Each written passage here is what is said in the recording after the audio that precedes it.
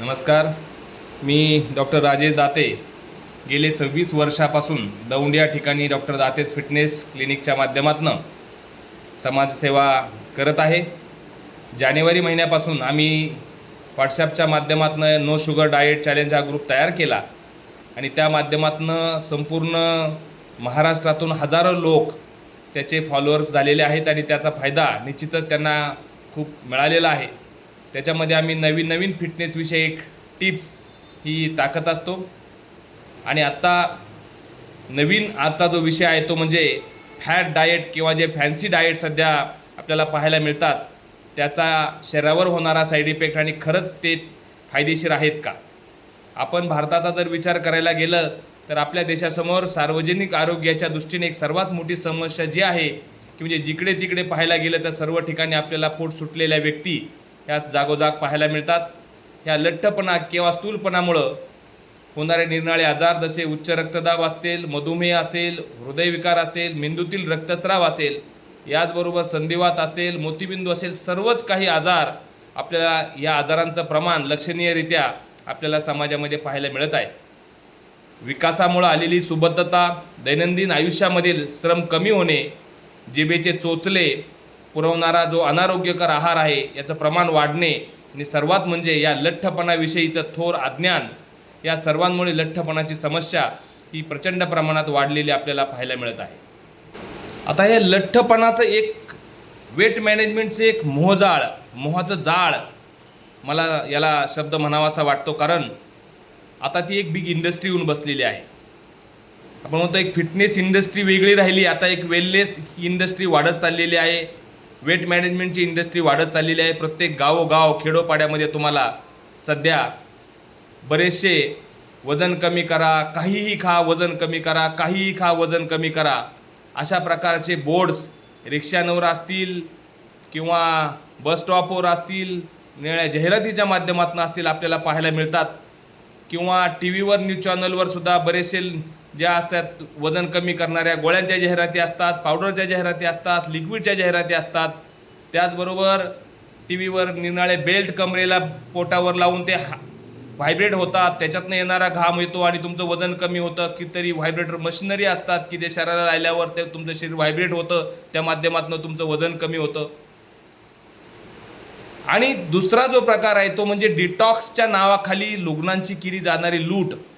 त्याच्यामध्ये बरेचसे liquids pax असतात, ते तुम्हाला दिवसभर तेवढंच प्यावं लागतं किंवा लिक्विड काही पावडर देतात, तुम्हाला तेवढंच खावं लागतं. जेवण त्यामध्ये टाळलं जातं. हल्ली नवीन एक फॅड आले प्रोटीनच्या नावाखाली फक्त प्रोटीन सप्लिमेंट्स दिले जातात आणि त्या प्रोटीन सप्लिमेंट बरोबर तुमचं मील रिप्लेसमेंट केलं जातं. तुम्हाला फक्त मटकीसारखे पदार्थ खायला जातात. खरंच याचा फायदा हा दीर्घकाळ टिकणारा आहे का, हा सर्वांनी एक विचार करण्याचा मोठा प्रश्न निर्माण झालेला आहे. त्यामुळंच हा एक महत्त्वाच्या विषयावर आज मी या ठिकाणी तुम्हाला विवेचन करणार आहे. आणि तिसरा पर्याय जो असतो वेट मॅनेजमेंटचा तो म्हणजे सर्जरी. त्या सर्जरी खरंच हा पर्याय आहे का. सर्जरीचे काही चांगले फायदे जरी असेल परंतु खरंच जीवनशैलीमध्ये जोपर्यंत बदल करत नाही तोपर्यंत सर्जरीचे पेशंटसुद्धा परत पाहिल्यासारखे झालेले आपल्याला पाहायला मिळतात. मला तरी वाटतं की ह्या वेट मॅनेजमेंटच्या ह्या इंडस्ट्रीमुळं सध्या फक्त सर्व लोक मिळवतात तो म्हणजे पैसा पैसा आणि पैसा. आणि बरेचसे रुग्ण यांना तात्पुरता स्वरूपात तो फायदा झाल्यासारखा वाटतो. परत 1 वर्षानंतर त्या व्यक्तीला पाहिल्यानंतर तो पहिल्यापेक्षा जास्त वजन वाढलेला आपल्याला पाहायला मिळतो आणि तो व्यक्ती पैसा गेल्यानंतर आपल्याला तो कोणाला त्याचा फायदा झाला नाही सांगताही येत नाही, कारण तो फसलेला असतो. आणि या डाएटमध्ये होतं काय, याचे निरनिराळे प्रकार आहेत. त्याला असे गोंडस नावं दिलेले आहेत. त्याच्या मतमतांतरामध्ये मी जात नाही, माझा काही सल्ला तुम्हाला पटेल असंही नाही. केटो डाएट असेल, इंटरमिटंट डाएट असेल, लो कार्ब डाएट असेल, प्रोटीन डाएट असेल, फॅट डाएट असेल, कितीतरी याला प्रचंड असे गोंडस नावं आहे. त्या नावाखाली रुग्ण भरडला जातो आणि त्याच्यातनं परत त्याला फक्त येतो म्हणजे न्यूनगंड, फ्रस्ट्रेशन. आपल्या आहारातील मूळ पदार्थ किंवा मुख्य पदार्थ काढल्यामुळे आपल्या शरीरामध्ये डिहायड्रेशन होतं, ॲसिडिटी त्या पेशंटला जाणवते, हेडॅक जाणवतं, केस गळायला लागतात आणि म्हटलं जातं ना की अति सर्वत्र वर्जेत, की कोणत्याही गोष्टीचा अतिरेक हा निषिद्धच आहे. आणि या अतिरेकामुळे होतं काय, आपल्या शरीरामध्ये बरेचसे न्यूट्रियंट्स जे आहेत ते न मिळाल्यामुळं न्यूट्रिशनल इम्बॅलन्स होतो, न्यूट्रिशनल डिसऑर्डर्स आपल्या शरीरामध्ये निर्माण होतात, थकवा जाणवतो, सुस्तपणा जाणवतं. इव्हन आपल्या शरीरामधील स्नायू आणि मेंदू यांच्यापासून शरीर ऊर्जा मिळवण्यासाठी प्रयत्न करतं आणि स्नायू आणि मेंदूमधील ऊर्जा मिळवल्यामुळं निश्चितच शरीरामध्ये थकवा जाणवतो. त्याचबरोबर आपल्या डोळ्याचे रिलेटेड आय मॅक्युलर डिजनरेशन सारखे प्रॉब्लेम्स आपल्याला जाणवतात, न्यूरो डिफिशियंट जाणवते. त्याचबरोबर हल्ली न्यूट्रिशनल इम्बॅलन्समुळं आपल्या शरीरात कॅन्सरसारखे आजारसुद्धा उद्भवलेले या ठिकाणी आपल्याला जाणवतात. ह्या ज्या फॅन्सी डाएटमध्ये बेसिकली दिलं जातं ते म्हणजे सूप प्या, फळांचे रस घ्या, सॅलेड्स खा, किंवा हे भोपळ्याचा बरेचसे त्याच्यात मतमतांतर आहे, अरे मी भोपळ्याचा रस 2 टाईम घेतो, माझं वजन कमी झालं, माझी स्मूदी मी 2 टाईम घेतो, वजन कमी झालं. पण बरेचसे लोक याच्यामध्ये न्यूट्रियंट्सचा अभाव होतो, फायबरचा अभाव होतो, त्याच्यामुळं कॉन्स्टिपेशन म्हणजे मूळव्याधसारखे आजारसुद्धा या मलावस्तंभामुळे बऱ्याचशा रुग्णांमध्ये जाणवतात. आणि बऱ्याच वेळा हा जो डाएट असतो हा अनावश्यक असतो, बळजबरी केल्यासारखा असतो, त्याच्यामुळं तणाव होतो, अपराधीपणाची भावना निर्माण होते, चिंता निर्माण होते आणि वजन वाढवणं आणि वजन कमी करणं या चक्रामध्ये तो रुग्ण हा कायमचा अडकतो. त्याच्यामध्ये एक आत्मविश्वास कमी होतो आणि शेवटी एक नैराश्याचा धोका अशा रुग्णांमध्ये आपल्याला पाहायला मिळतो. बऱ्याच वेळा बरेचसे लोक वजन कमी करण्याच्या नादामध्ये वजन कमी करायला मी तूप बंद केलं, मी तेल बंद केलं असं म्हणतात. आणि बऱ्याच वेळा आपल्या शरीरामध्ये आवश्यक असणारं जे फॅट्स आहे याचं प्रमाण जर कमी गेलं तर निश्चितच आपल्या शरीरामध्ये इन्शुलिन जे आहे ते इन्शुलिनचं प्रमाण वाढलं जातं आणि इन्शुलिनचं प्रमाण वाढल्यामुळं आपल्या शरीरातले हार्मोन्स जे आहेत ते पूर्णपणे बिघडतात. आणि सर्वात महत्त्वाचं म्हणजे हे जे प्रकारचे जे फॅन्सी डाएट आहेत हे शाश्वत नाही आहेत, सस्टेनेबल नाही आहेत, टिकणारे नाही आहेत. तुम्ही 4 महिने, 6 महिने, 8 महिने, वर्षभर तुम्ही या डायटेशन लोक असतील, निश्चितच ते हुशार आहे, त्याबद्दल माझं दुमत नाही. परंतु त्या डायटेशनकडे तुम्ही 1 वर्षभर जातात, 1 वर्षानंतर परत तुम्ही मूळ पदावर येता आणि मूळ पद म्हणजे आपल्या दैनंदिन आहारातले पदार्थ तुम्ही परत व्यवस्थिशीर योग्य प्रमाणात न खाल्ल्यामुळं परत तुम्ही आहे तसेच दिसता. त्याच्यामुळे तुम्हाला या अशा प्रकारच्या डाएटचा फायदा दीर्घकाळ टिकणारा तुम्हाला दिसत नाही. आपल्या शरीरामध्ये ठराविकच पदार्थ खाल्ल्यामुळं इलेक्ट्रोलाइट इम्बॅलन्स होतो. इलेक्ट्रोलाइट इम्बॅलन्समुळं बऱ्याचशा लोकांच्या अशा प्रकारचे डाएट केल्यामुळं BP वाढतो, किडनीचे प्रॉब्लेम वाढतात, आपला श्वास वाढतो, आपल्या हृदयाचे ठोके वाढतात, ट्रॅकिकार्डिया होतो. या सर्वाला कारण हे अशा प्रकारचे फॅट डाएट हेच आहे. आणि सर्वात महत्त्वाचं म्हणजे अशा प्रकारचे डाएट प्रचंड महाग असतात. तुम्ही जर अशा प्रकारचे डाएट देणारे लोक असतील त्यांची फी बघत असाल, प्रोटीन सप्लिमेंट असतील, गरज असणाऱ्या काही गोष्टी तुम्ही जरूर घेतल्या पाहिजेत, त्या मताशी मी सहमत आहे. परंतु बऱ्याचशा गोष्टी त्याच्याबरोबर बरेचसे टॅबलेट्स असतील, बऱ्याचशा गोष्टी तुमच्या माथी मारल्या जातात. 12-12, 15-15 हजार रुपये महिन्याला खर्च करून सुद्धा 1 वर्षानंतर 2 वर्षानंतर परत जर तुम्ही पहिल्यासारखी दिसत असाल तर खरंच या डाएट हा तुमच्या शरीरासाठी निश्चितच चांगला नाही आहे असं मला वाटतं. आता तुम्ही म्हणाल मग तुमच्याकडे वेगळं काय आहे? वेगळं काही नसतं. हे शास्त्र, आयुर्वेद शास्त्राने हजारो वर्षांपूर्वी आपल्या दैनंदिन आहारामधील पदार्थच खाऊन तुम्ही निरोगी कसं राहाल याचं विवेचन असं सुंदर असं केलेलं आहे. प्रत्येक व्यक्तीमध्ये सेमच आहाराचा पदार्थ दिल्याने त्याचं वजन कमी होत नसतं. वजन कमी करायला प्रत्येक व्यक्तीमध्ये कारणं हे वेगवेगळे असू शकतात. जर पाहायला गेलं तर आहारातील जीवनशैलीतील बदल हा अनेक पार्टपैकी एक आहे.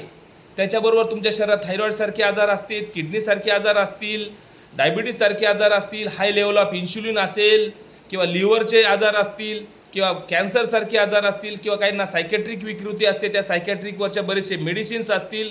बऱ्याचशा तरुण मुलींमध्ये हल्ली PCOD किंवा PCOS हार्मोनल इम्बॅलन्स पाहायला मिळतो. बरेचसे लोकांना जे संधिवाताचे असतात किंवा दम्याचे लोक असतात त्यांच्यामध्ये स्टेरॉईडचा वापर केलेला असतो. बऱ्याचशा लोकांमध्ये झोपेच्या गोळ्यांचं अतिसेवन असतं, किंवा मायग्रेन किंवा अर्धशिशीच्या गोळ्यांचं अतिप्रमाण हे सुद्धा वजन वाढायला कारणीभूत असतं. जर वजन वाढायला प्रत्येक व्यक्तीमध्ये कारणं वेगळे असतील तर सर्वांना एकच प्रकारचा आहार कसा योग्य ठरेल? त्याचबरोबर महिलांमध्ये जर पाहायला झालं तर पाळी जाताना तिचं वाढणारं वजन, किंवा बऱ्याचशा महिलांचं पिशवी काढल्यानंतर हिस्टेक्टॉमी केल्यानंतर वाढणारं वजन, मानसिक नैराश्यामुळे वाढणारं वजन याचाही त्याच्या जीवनशैलीमध्ये काय बदल करावा हे विचार करताना ह्याही गोष्टीचा विचार जरूर करायला पाहिजे.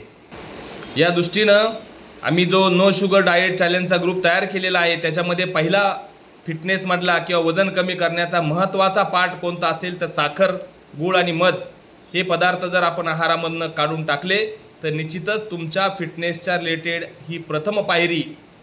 अनेक पार्ट त्याच्यामध्ये आहेत, पण एक बेसिक थिंग जरी केली तरी तुमच्या शरीरामध्ये आमूलाग्र बदल पाहायला मिळालेला आहे. या ग्रुपच्या माध्यमातून आम्ही बऱ्याचशा रुग्णांवर त्याचा प्रयोग केला.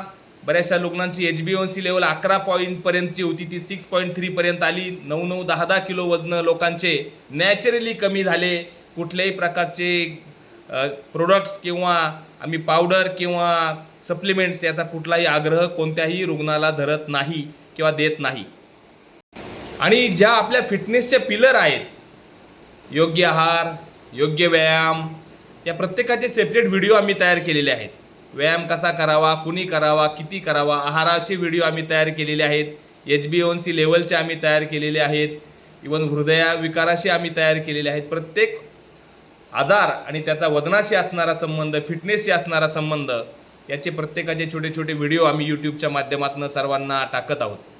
यासाठी सर्वात महत्त्वाचं म्हणजे योग्य आहार म्हणजे तरी काय, की तुमचं शरीर हे योग्य हायड्रेटेड असलं पाहिजे, योग्य प्रमाणात तुमच्या शरीरात पाणी जायला पाहिजे, भूक लागल्यावर तुम्ही योग्य प्रकारे हेल्दी जेवण केलं पाहिजे, कलरफुल फूड्स, व्हेजिटेबल्स, फायबर्स आपल्या आहारामध्ये समाविष्ट केले पाहिजेत, म्हणजे सर्व मायक्रोन्यूट्रियंट्स तुमच्या शरीराला मिळतील. शक्यतो असं म्हटलं जातं की आपल्याच भागात पिकणारे, तयार होणारे जर पदार्थ आपण खाल्ले तर ते निश्चितच तुमच्या आरोग्यासाठी चांगले असतात. जेवण हे बऱ्याच वेळा लोक स्किप करतात, ते जेवण स्किप करू नये. आणि अन्न चावण्याची जी प्रक्रियेला आयुर्वेदामध्ये खूप महत्त्वाचं स्थान दिलेले आहे, ते अन्न योग्य प्रकारे चर्वण करून गेले पाहिजे. जेवणापूर्वी तुम्ही पाणी नाही पिलं पाहिजे, जेवतानाही नाही पिलं पाहिजे, जेवणानंतर ठराविक कालावधीनंतर पाणी पिलं पाहिजे. जेवणामध्ये योग्य कार्ब्स, योग्य प्रोटीन, योग्य फॅटसुद्धा अत्यंत गरजेचे असले पाहिजेत. आणि मगाशीच मी सांगितले की साखर, गूळ आणि मध हे आपण आहारातून वर्ज्य केले पाहिजेत. आणि जे मैद्यापासून बनवलेले पदार्थ आहेत, जंक फूड आपण त्याला म्हणतो, फास्ट फूड म्हणतो, प्रोसेस फूड म्हणतो, हे शक्यतो एवढं टाळलं पाहिजे. क्वचित कधी आठवड्यात, महिन्यातून एखाद्या वेळेस तो पदार्थ आल्याने बिघडत नाही, पण साखरेसारखे पदार्थ तुम्ही जर वर्ज्य केले तर निश्चितच आम्ही पाहिलं आहे या ग्रुपच्या माध्यमातून की हजारो रुग्णांना याचा फायदा झालेला आहे.